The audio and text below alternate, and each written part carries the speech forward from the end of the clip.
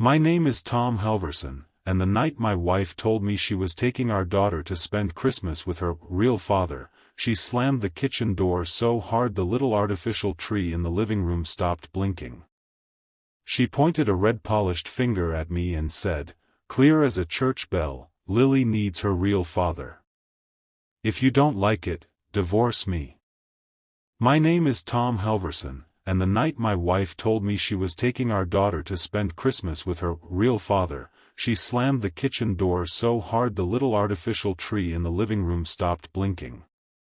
She pointed a red-polished finger at me and said, "Clear as a church bell, Lily needs her real father.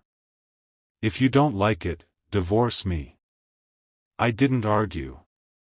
I wiped sawdust off my hands from the dollhouse I'd been repairing, opened my old laptop at the kitchen table, and finally accepted the Japan transfer I'd been turning down for years. It didn't start with the screaming.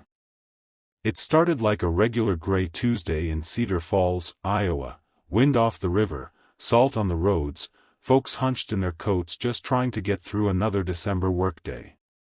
I'd put in a full shift at the paper mill, stayed late to quiet a motor that wouldn't stop humming, and swung by Hy-Vee for milk and a rotisserie chicken. When I walked into the house, it smelled like cinnamon and pine. When the plane touched down at Narita, I felt something I hadn't felt in years. Quiet. Not peace exactly, more like the quiet after a storm, when the air still smells like rain and you're not sure if it's really over. Tokyo was bright, even at night, full of lights and motion.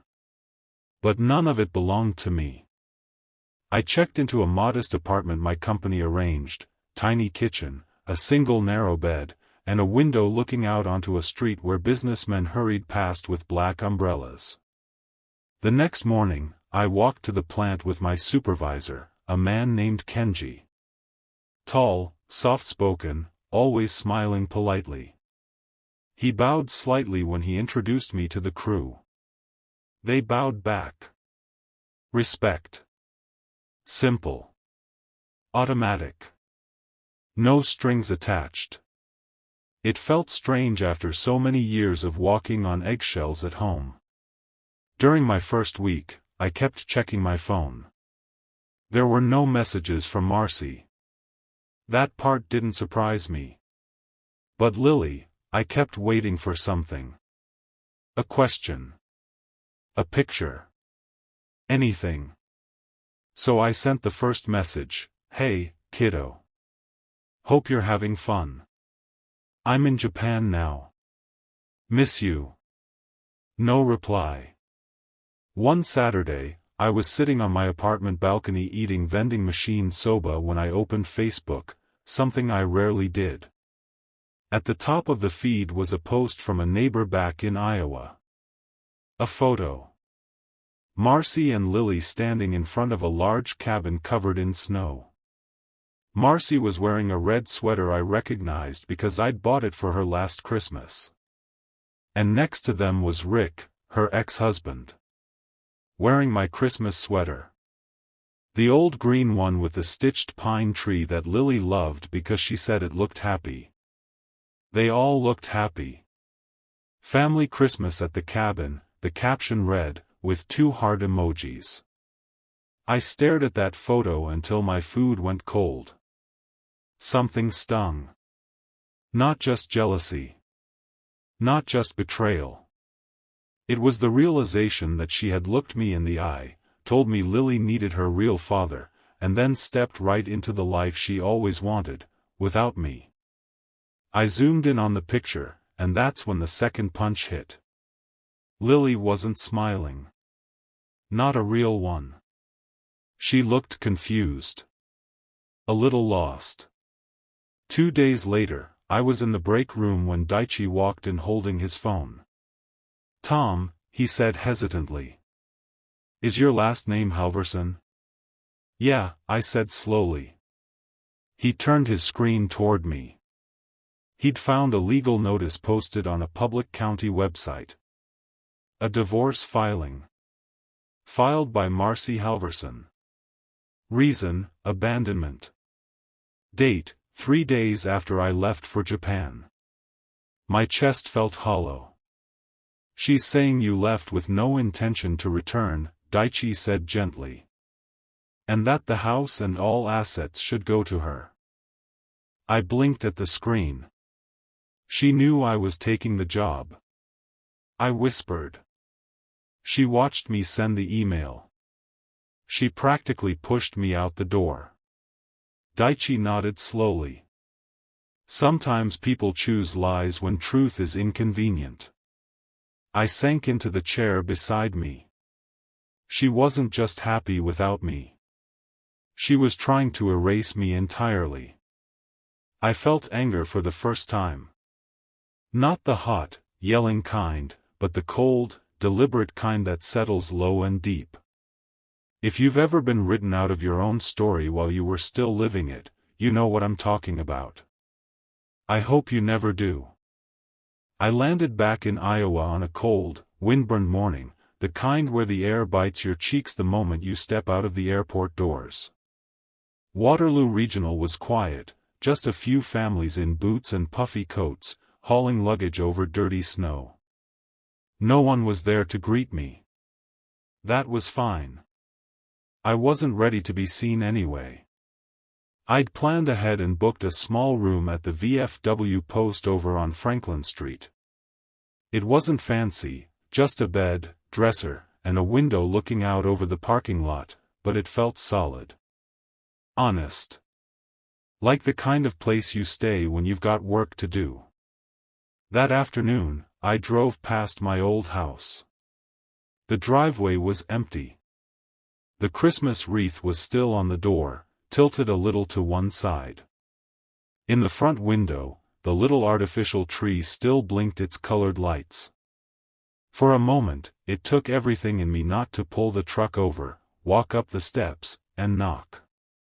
Instead, I kept driving. I needed information before I needed confrontation. My first stop was Blackhawk Credit Union. The teller, a woman named Denise who'd known me for years, blinked when she saw me. "Tom, I thought you moved overseas." "Not permanently," I said. She lowered her voice. "Your wife came in here trying to pull all the money from your joint account. Made a fuss when we told her she couldn't without your signature. Wanted to talk to the manager, then the board. We had to ask her to leave." "I figured," I said. "Did she say why?" Denise sighed. "She said you abandoned the family and she needed the funds for emergency expenses. But you know the rules." I nodded. She slipped me a printout of the last 3 months of activity, my own transactions on one page, her attempted withdrawals on the other. My next stop was Hy-Vee.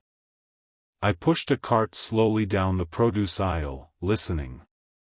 People in small towns don't whisper as quietly as they think. Heard he ran off to Japan. Poor Marcy, left with the girl and all those bills. Just like her first husband. She sure can pick them. I rounded the corner and nearly bumped into Sandy, the cashier who'd rung up my groceries 1,000 times. Her eyes widened. "Lord, Tom." So she was lying. She shook her head. "She told us you skipped town with a woman half your age after blowing the bonus on yourself." I let out a slow breath. "Not true." "I figured," she said. "You always struck me as steady. She's been in here 3 times this week complaining about everything." I finally stopped asking how she was. I appreciated that more than I said. "Thanks, Sandy." "She's going to have a fit when she realizes you're back," she said. "Be careful." That night, I called Eric Jensen, my old friend who'd become a lawyer. He met me at the VFW the next morning with coffee and a legal pad. I showed him everything, the printouts, the screenshots, the emails, the Facebook post. He let out a low whistle. She really stepped in it. The judge won't like any of this. Will it be enough to protect Lily? I asked. He nodded. If what you've told me is true, and it sure looks like it, this will go your way. The Blackhawk County Courthouse felt like walking into a battlefield. My boots echoed on the tiles as I made my way down the long hallway toward courtroom 2B.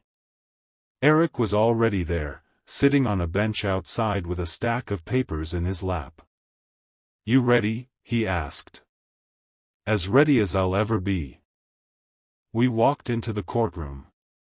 The heat was turned too high, and the old radiators hissed in the corners. Marcy wasn't there yet. When she finally arrived with her attorney, she froze the moment she saw me. Her face went white, then red. The judge, a stern woman named Patricia Bowman, called the session to order.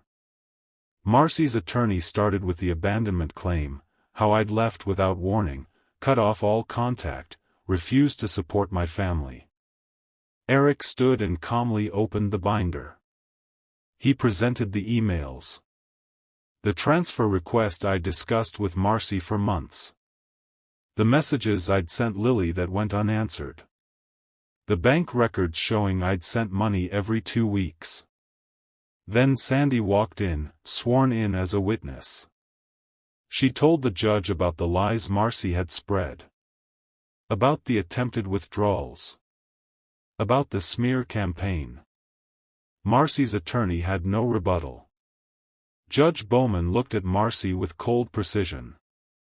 Mrs. Halverson, it appears you've misrepresented nearly every material fact in this filing. I'm denying your petition. Joint custody will remain in place, and we'll revisit asset division after a full accounting. You're lucky I'm not referring this for perjury charges. Marcy's face crumbled.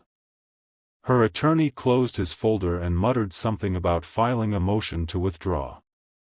Outside the courtroom, I stood in the hallway, breathing for what felt like the first time in weeks. That's when I saw Rick. He was leaning against the far wall, hands in his pockets. He walked over slowly. I told her this was a bad idea, he said quietly.